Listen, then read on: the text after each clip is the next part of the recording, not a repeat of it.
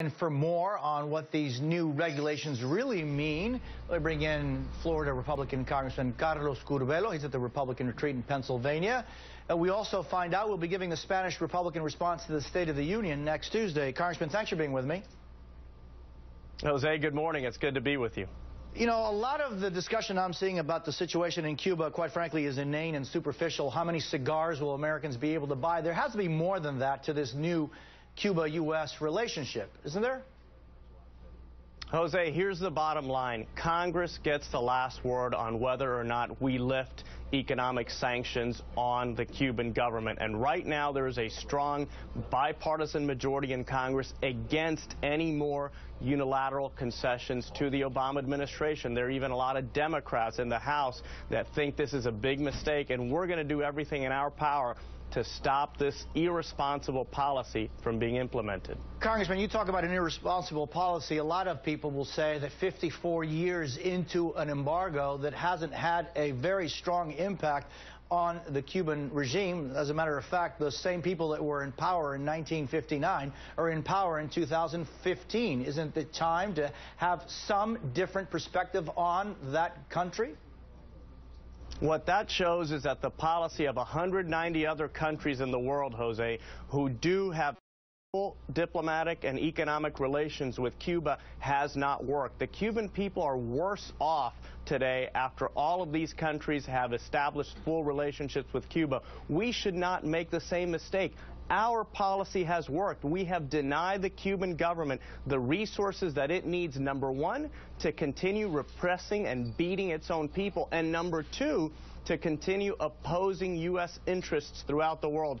Think about it, Jose. What did the Cuban government do when they had resources? They had troops all over the world fighting against Americans. Do we want to go back to those days? Well, Congressman, among the things they're doing, and this comes this morning from independent Cuban journalist group Hablemos Press, is they're reporting that two of the people that were on the U.S. list to be political prisoners to be released have been rearrested, Rolando Reyes Rabanal and Luis Enrique Labrador. But also another activist, Miguel Daniel Borroto Vasquez, beaten and arrested. He was not on the list of those released. So it seems to me as though you're saying that because the embargo, Cuba hasn't been able to do to continue beating its people. That hasn't changed.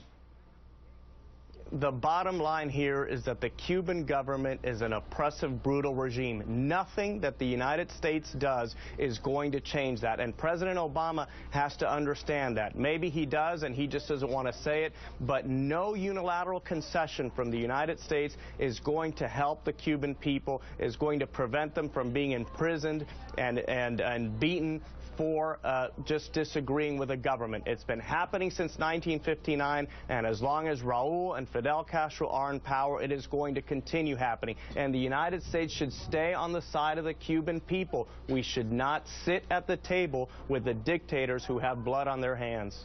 Also, Congressman, if Spanish speakers in the U.S. outside of Florida don't already know who you are, a lot more will know you after you give the GOP Spanish response to the State of the Union next week. Given the vote in the House this week by your party that would strip immigrants of, for example, the opportunity to come out from under the shadows on immigration, what do you think that is important for you to say to the Spanish-speaking people when you give the response?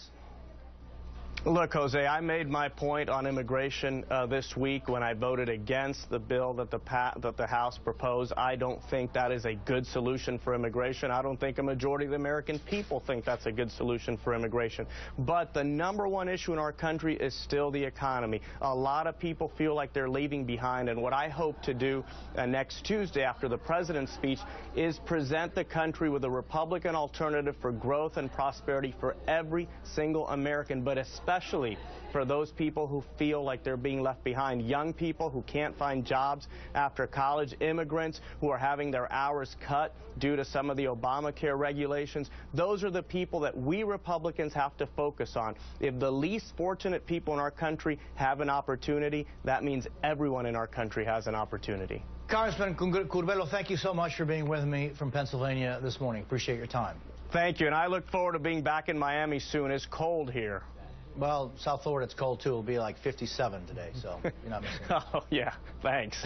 Coming up as we take the turn here on the Rundown.